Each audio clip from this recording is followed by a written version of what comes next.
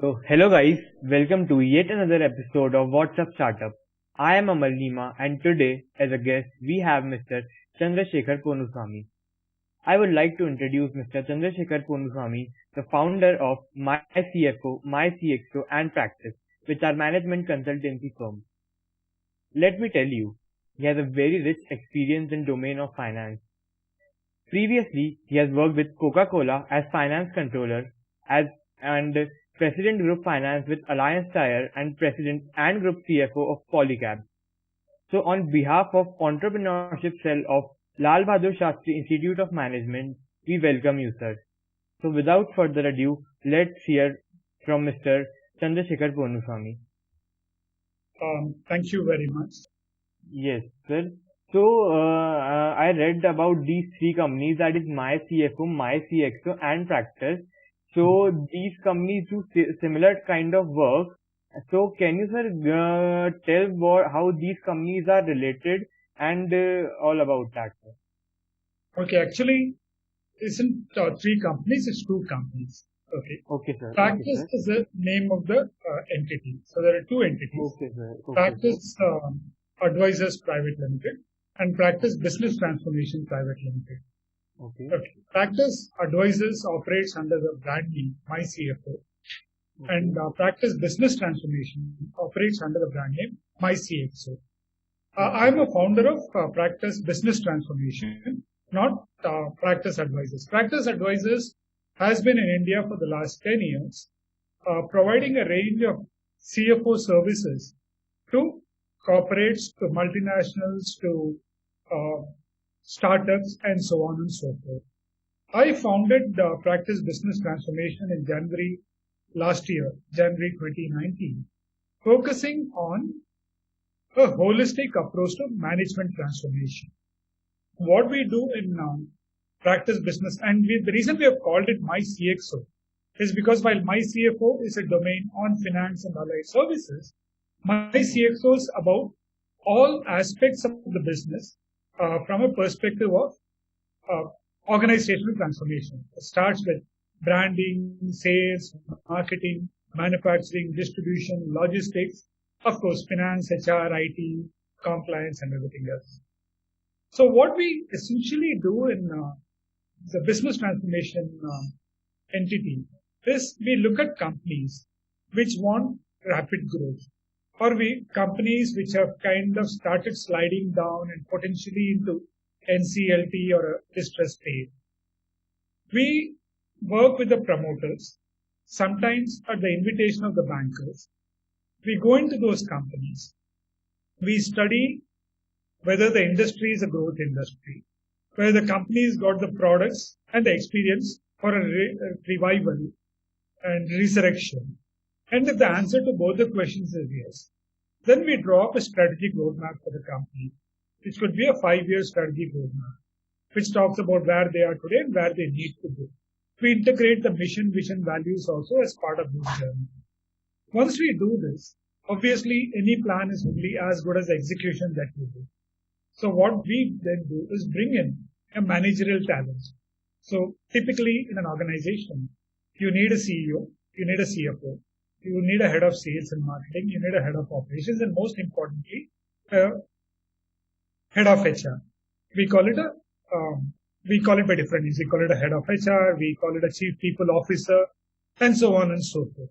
So with the plan and with the management team, we then knock on the doors of investors. Could be private equity, could be HNIs, and so on. And based on the plan, based on the credibility that we bring to the table as Practice, and me as P. Chandrasekhar with my 38 years of experience, the investors start looking at the companies. And then we go in, we do the actual implementation. So in some cases, we work with the existing promoters and the existing management. And in some cases, we actually run the company. So we do both the models, where let's say the promoters are pretty hands-on, where you have the second generation of the promoters in, right? They also need to do something. And then, so we work with them. So there are two layers, the layer of the supervisory board, which comprises the promoters and me, and the layer of the operational management, where the CXOs that we bring into the company start running the company. So this is the model. So essentially, organizational transformation, organizational growth, and take it to the next level in terms of top line, bottom line, and valuation. The name of the game is valuation. End of the day, if a top line and bottom line happens, but you don't have a valuation, nobody benefits. All the stakeholders, be it the investors, be it the promoters, be it the employees, or we as practice, right? All of us need to gain from it. Yes, sir. Okay, so now we have some insights into this business.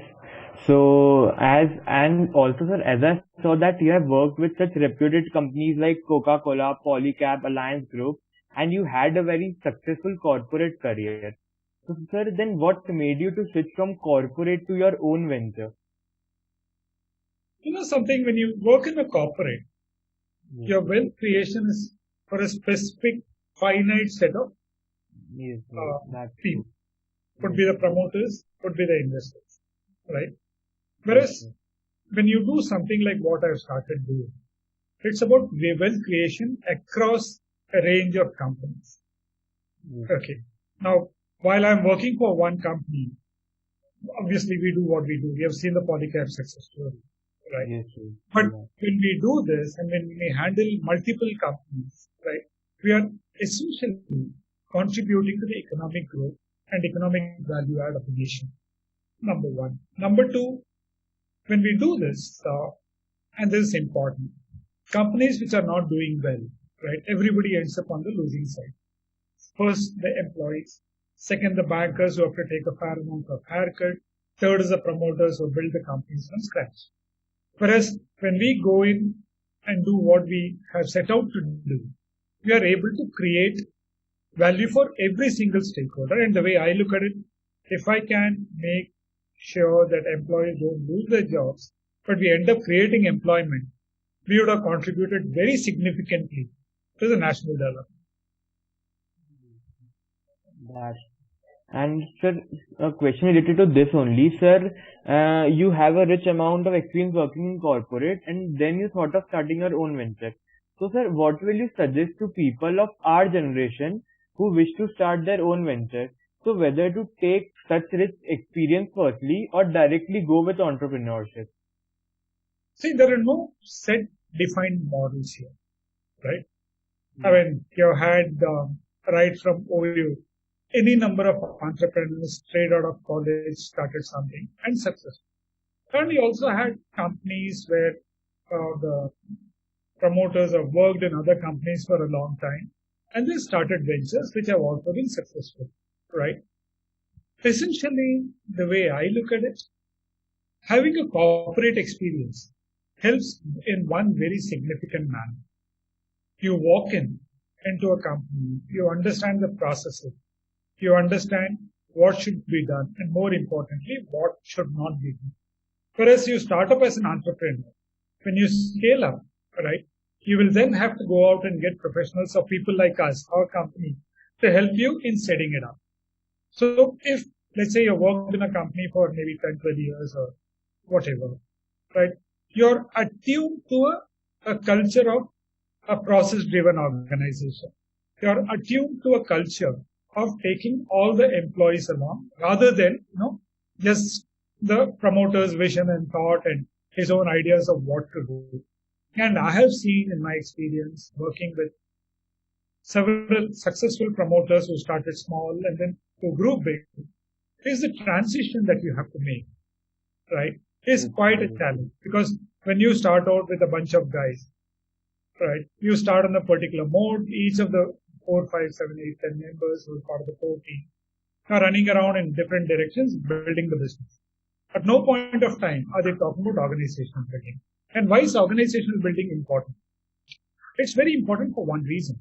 When you scale up, right, when you get investors into the company, if you don't have an organization to run it, the knowledge base that gets created stays here.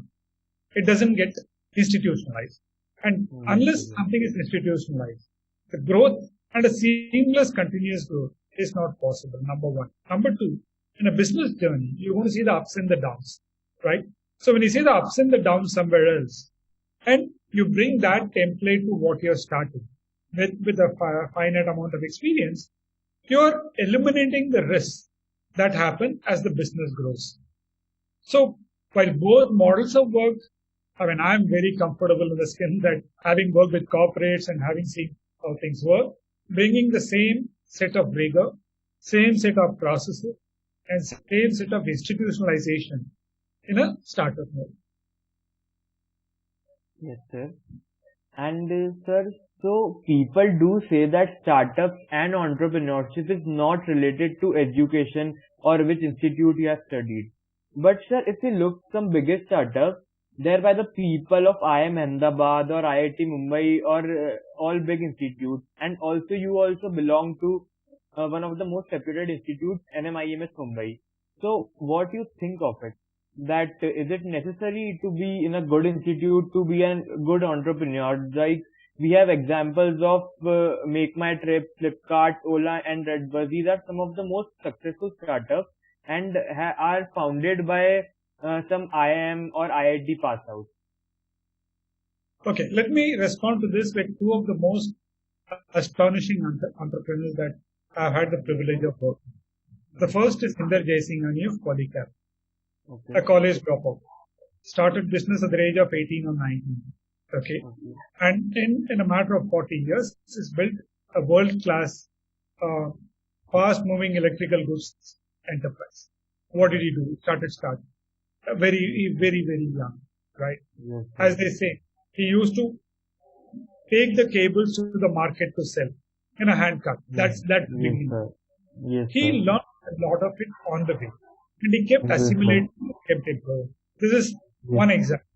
The other yes, sir. example, Mukesh Mahansarya, right? Yes, sir. Just finished college, joined the family business at that time, Balkrishna Tyres, and Yes. he walked into creating India's Mm. first employment arbitrage opportunity. Now, Yes, sir. the tires that he was making, which is really the off-highway tires, was pretty much Yes, sir. like European American domain, Yes, right? sir. To give a number, the conversion cost of manufacturing some of this in Europe is almost about $1,500 per ton. Yes, sir. The moment you come down to India, it's about $500 a ton, simply because of Yes, the cost arbitrage, right? yes, sir. So whatever you do, $1,000 per ton is a cost arbitrage, right? Yes, With sir. that concept in mind, he started off-highway tires in Balkrishna Tires, grew to a level, then started the Alliance Tire Group, did acquisition, and I was really Yes, fortunate to sir. be part of that growth journey. And a person who's just about finished college, he could have very evolved discussion on matters like hedging and hedge accounting and so on Yes, and sir. so forth, right? Yes, So sir. as he Yes. grew the business, he also grew his own knowledge base. So, I Yes, mean, sir. I've given you two examples. You give me three examples of Yes, sir. IIMs who have gone out and started, and I gave Yes. you two examples of people just about school, college, or whatever who started it. Okay. Yes, Now sir. I'm going to Yes, give you sir. one more example of a company Yes, that sir. I was involved in, started by an IIT. I am graduate gold medalist in both. Okay. Yes, This, sir. I'm not naming the company. This was the hottest retail story some years ago. Okay, So sir. I teamed up with the promoter. Now, obviously, when you come in with a gold medalist IIT, IIM, you think you know more than everybody else. Yes, sir. And when you think you know more than everybody else, that in my mind is the first step towards a slide back.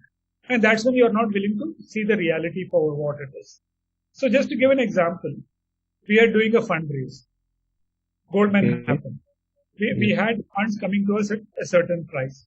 The first day Yes. Goldman hit, the potential investor came and said, give me a 20% discount.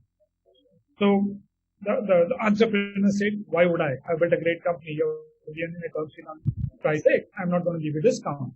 For the next 1 week, the price came down by more than 50%. Now, even if we had agreed at 80%, we would have collected the money and the company would have grown. But this knowledge, the Yes. wide bank of knowledge, prevented the promoter from looking at the downside and seeing what he can make out of it. And the company went down, and a lot of employees lost their jobs, right?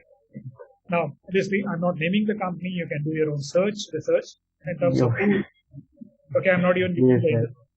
But just to tell you that there's no right or wrong, right? Whether you're a school dropout, you're a college, just a graduate, or you're a postgraduate from the most prestigious institute, success or failure, in my mind, is about a few things. One, what is the kind of business model that you have?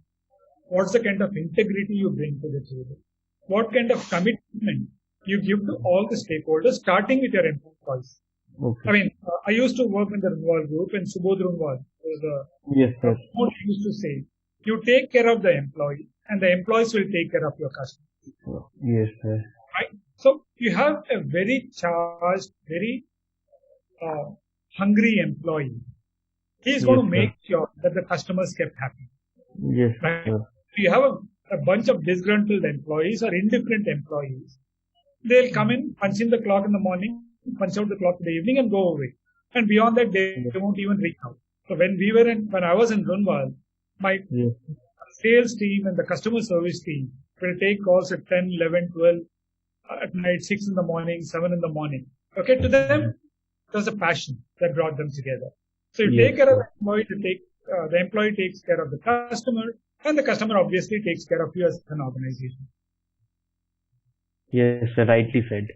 So, sir, next question is that as we are already aware of the impact pandemic has left on all businesses, so what difference has this made into your venture as well as the consulting industry, and how did you manage it? Okay, I tell you, let me now split this into two parts. What the parent company, which is Practice Advisors, my CFO is doing, and what Practice Business Transformation, my CXO is doing. Starting with what my CFO is doing, we have had a number of customers who have come to us in dealing with this pandemic. So one of the first things that we started was a cash flow prediction model. So we predicted various scenarios. Things go completely south, things go partially south, things stay stable, and things grow. And we work with the companies that we're working with in creating those business models. And by projecting the worst case scenario and the cash requirement in the worst case scenario, we got the company prepared for any eventuality. And we've been signing up with a lot of customers during this period. So far as Practice Business Transformation is concerned, we signed up quite a few mandates, which are the growth mandates. So these are the promoters of the company, small companies, let's say 30, 40 crore kind of companies. We want to take it to 100 crores in the next 3 to 4 years.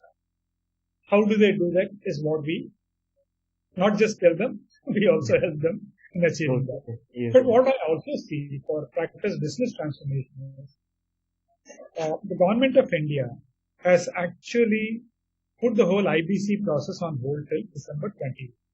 Okay. Initially, a lot of companies coming to us were on the threshold of an NCLT and a IBC process. Now, those guys have been given a reprieve for almost 2 years now. But what I anticipate, sometime in the new year, a lot of these companies will come to us to ensure that by the time the government starts the IBC process and the NCLT process all over again, they are definitely not getting into that. So that's something which we are not focused on right now because the banks have told us, let the government come back with the IBC recommencement and then we'll look at it.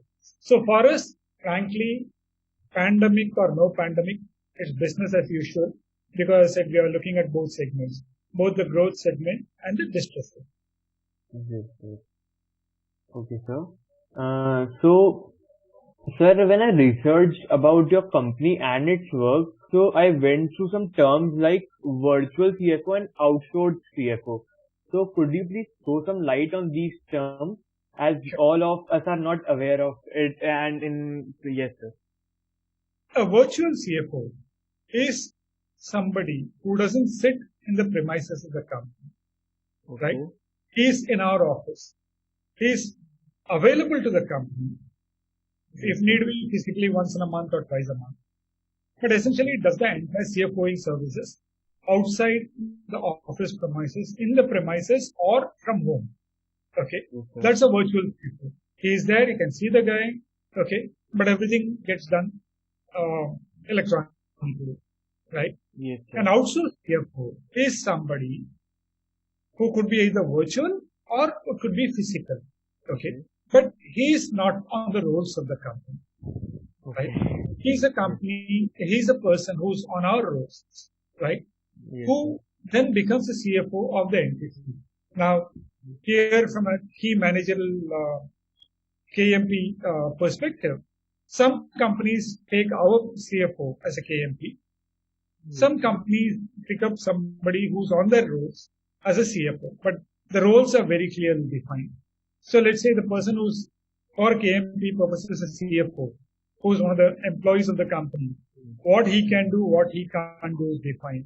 So every action that he takes is something that is guided by the CFO who's on our roles, but who's responsible for the company. Oh, okay, sir. Sir, also I want to ask that in this industry in which you are working, so very important things of companies are outsourced to you, and also something which can't be disclosed to public. So how the trust factor comes in picture here, and how it is built? Trust factor from whose perspective? From our client's perspective? From Yes, sir. See, my CFO has been here for a decade. My Yes, CX sir. has been here for 2 decades. Yes, sir. One of the things we do as an organization is Yes. our entire business model is premised on transparency. Okay. Our entire business model is based on listening to the customers, right? Okay. The moment you do that, the moment you're transparent in everything you do, and more importantly, when you have made mistakes, you are actually going out and accepting those errors and rectifying it in double quick time, right? When you create escalation mechanisms, right, is when this model works absolutely brilliantly. And this trust has come out of successes, even failures. And we have had our share of failures, especially practice advices. Practice business transformation is too new to talk about failures, right? Yes, sir. Even when we had failures or not so much of successes, the promoters are still in touch with us because that happens due to a variety of reasons, right? So, for instance, in one company where it didn't really end well, the problem was not what we did or what we didn't do. The problem was for every solution we gave, the company came up with a problem. Get what I'm saying? For every solution we had, they came up with a problem. Now, fortunately, the investors who put money into the company recognized this situation. So when we exited the company, the investors continued to work with us. And even that company has good things to say after we have left them. Okay, sir. So, I also read that MyCFO provides performance enhancement services like profitability enhancement, cash flow enhancement, and much more to companies across almost all sectors. So basically, I wanted to know that how profitability enhancement is done, because I think you cover almost all the sectors and all the business. So I think you need knowledge of every business inside every sector. So how you manage that? See, we have built up a very, very long list, long pool of talent. Okay. CFOs, CEOs, CFOs obviously, CEOs, operations personnel, sales marketing personnel, distribution logistics personnel, supply chain specialists, right? So every project that we get into, whether it as an advisors or business transformation, we involve those sector professionals into those projects. Number one. Number two is specifically to answer your question on how do we improve profitability. Let's say a company's got a problem with its sales realization. Now, how does a sales realization happen? Right? It's about pricing, understanding what the market is, and creating a pricing strategy based on that. Right? So we go analyze which what is the logic in your pricing. The moment we correct that logic in pricing, we are able to get the realizations to improve. Number one. Number two, let's say that procurement is not exactly the best. We go and introduce tools, including reverse auction. Okay. Including going and talking to the vendors and say, hey, if I were to give you an advance or if I were to give you a LC backed procurement, can I get a better price? We do that, right? Now, distribution and logistics. We go and create the warehouse support so that the whole end-to-end logistics and supply chain gets taken care of. Just to give you 2-3 examples, and we do more. Oh, okay. So with all of this, if our mandate is to increase EBITDA by 1 or 2 or 3%, we break it down to which are the areas we are going to help, and we go out and do it. Now, let's say if their finance cost is very high, on their behalf, we discuss with the banks and get them. Last transaction I did, I got the company 150 basis point reduction on their finance cost. We do that also. So every line item, right from revenue to finance cost, we look at separately, and as appropriate, we are able to deliver the results to the companies. Okay, sir. So, sir, next question is related to investment. So, sir, as people of my age who want to start and learn investing, so do you think that it is important to start at an early age? And also we have equities, we have commodities, we have debt market, we have foreign exchange, and also now we have cryptocurrency market. So what will you suggest that where we should start investing at this age? I tell you what, your investment is essentially premised on your risk appetite. Yes. Right? You want a very safe, secure kind of an investment, go into debt instruments or go into SIPs, okay, with mutual funds. That's one thing you can do. You want to be ambitious, try the cryptocurrency, try the commodities, try the forex groups. Now, I would say the safest from a risk reward perspective and long-term gain perspective would be debt market instrument and certainly mutual funds by some of the biggest names. And I cannot name anybody because it's not appropriate, because I'm not an investment advisor. I'll tell you what I do. I prefer to put my money in mutual funds. I prefer to put my money in blue chip companies. And regardless of price movement up or down, I keep putting money in. Because as a long-term investor, the cycle goes up and down, right? We had pre-COVID a level of 42,000. And with the onset of COVID came down to 32. It's almost 47 now, right? I call it irrational exuberance and irrational depression. There is no sane reason for the increase to it. You talk to the market operators, they'll give you hazar fundas on what are the factors driving it. But in reality, maybe the COVID vaccine is doing it. Maybe the fact that India is not doing as badly as we all feared is doing it. Okay. But from my perspective, on equity, I pick up in dips. Okay. Every time the Sensex tanks 2,000-3,000 points, I pick up. And if it goes up to 3,000 points, I sell.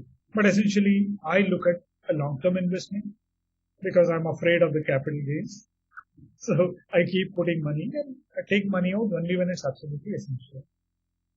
Beyond that, on some of these esoteric products, I'm sorry, I will not be able to respond to that. Okay, sir, no problem. And sir, so this question may sound controversial to you, but sir, I want to ask that big companies and all do some adjustments to pay less tax and all, so which is totally legal, but may not be ethical if we think in the other way. So, what do you think about this whole tax saving system? system, and also how can this affect business ethically? I tell you what, it is an accepted practice to do a Yes, tax. sir. There's a very thin line between tax planning and tax evasion. It's a very thin line. Okay. If your objective is tax planning, the government has given you enough and more options to plan. When you look at the income tax act, there is enough and more avenue for you to plan your tax. Okay. What is tax evasion? Tax evasion is not showing revenues, right? Inflating expenses, okay, making provisions which don't exist. That's tax evasion, right? But tax planning is a legitimate business tool because that tool is going to help you optimize your tax payout and, more importantly, invest in the future of the company. Where when we were graduating, the Reliance model, Dhirubhai Ambani's model of investment, was widely talked about. What did Mr. Ambani do? His principle was keep investing capex so that you are going to get the tax benefit. And being a zero tax company for a long time, a lot of people were throwing stones at that concept. What did he actually do? He created wealth. He created a global corporation. He may not have paid income tax, but he certainly paid those days excise duties and sales tax, which morphed into VAT and which now morphed into GST. Somebody does a GST, shall we say, cheating on GST, not acceptable. Okay. Because GST is something which is the fuel required for the nation's growth. Right? So there are people who do that. I mean, my advice to you as young graduates moving into corporate is look at this whole thing from a perspective of what is legal and what is illegal. It's a smell test, right? If it smells dicey, don't do it. If it smells clean, please do it. But whatever you do is to secure the future of the corporation rather than just to defraud the government of a few rupees in tax. And it's not controversial at all. I think it's something that this we can debate all along. Yes, sir. Okay, so thank you so much, sir. Your answers gave us very insightful and surely increased our knowledge. So this was all from question side. Now can we switch to rapid fire, sir? Sure. So long as I don't get killed in the rapid fire. No, no, sir. Okay, sir. First question is what it takes to be an entrepreneur in one word. Courage. Okay. So biggest struggle of an entrepreneur. Cash flow. Sir, your biggest inspiration. Narayan Modi. And so, what will you prefer, learning through books or learning through videos? Both. Okay. So, one thing that you thought really mattered but turned out to be insignificant in the long run.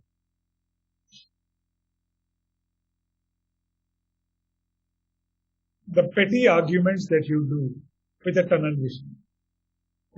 Okay. Okay, sir. So, a famous person you think matches your personality or working style a lot.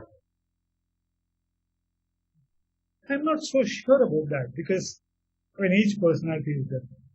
Yes. But I mean I have been guided by the vision that Mr. Narayan Murthy had of creating wealth for every single stakeholder. So Okay, that's sir. what I've been attempting to do all my life. Okay, sir. So, best motivational quote you read and you feel that it is very good and inspires you. Rich Dad, Poor Dad. Okay. So, and my next question was which book you will recommend for finance people or investing. So that answer is that Poor Dad only or some other book. I think that's a good book to Okay. good Okay, sir. So, sir, that was it from rapid fire round. And lastly, I would like to ask you one question: that what advice would you like to give to students, entrepreneurs, or finance enthusiasts who want to build a career in finance and want to become a finance professional like me? I am also one of those persons. So, what advice will you give at that how to start at this age? See, finance, I'm very fond of saying this to everybody. Finance is the lifeblood of the organization. If you were to just look at finance as a standalone function, you're not going to be able to deliver anything. I started my career after the MBA as a cost accountant in a company called Bharat Bhushan, which is electrical engineering company. Every Sunday, I'll go down to the plant to understand how a transformer was built. Now, I got an understanding of the product. I got an understanding of the business, right? A good finance professional is one who understands the micro environment, the macro environment, the products, the customers, and vendors, the entire ecosystem. If you do not have a good handle on what the business is all about, you'll end up being a great finance professional. You'll do your accounts on time, you'll do your compliance on time, right? You will do a lot of things, right? But in my mind, the CFO is a person who is a CEO without the crown of thorns. And for a long time, I used to enjoy that privilege. All that you have to do is say, why don't you try this? The guy who takes the decision, which is the CEO, he is the guy who has to live with the consequences of the wrong decision. Whereas the CFO would say, look, this is my considered opinion, it's your decision. So as a CFO, you prepare yourself to be a CEO. Start thinking like a CEO. Okay. Start looking at every aspect of the business. The most successful CEOs who come from the finance stream are the kind of people who have immersed themselves into the business. And one of the most famous personalities I had the privilege of meeting was a person called James Chestnut, who was the CFO of Coca-Cola in the year 96-97. James Chestnut went on to become the CEO of one part of the Coke operation. And I remember his words to us when we met up with him in a counter. He said, look, you guys may be very good at what you're doing in terms of accounting, in terms of taxation, in terms of treasury, in terms of planning. But if you do not display your capability to understand the issues and challenges of all the other functions, your being good in your function is not going to be. So be an integral part of the team and not just some guy sitting in the corner and saying no to everything. So you should say no to the things which you should say no to, but maybe is a better answer. Yes is certainly not the first answer. You say maybe, evaluate all of the options, and then take a call on what can be done. Okay, sir. So this was from my side. Thank you so much, sir, for your time. And I am sure that the session was very insightful for all of our audience who will be watching it. So, sir, thank you so much once again. Thank you very much. It's been a pleasure and wish you and all your co-students all the very best in your career and your life.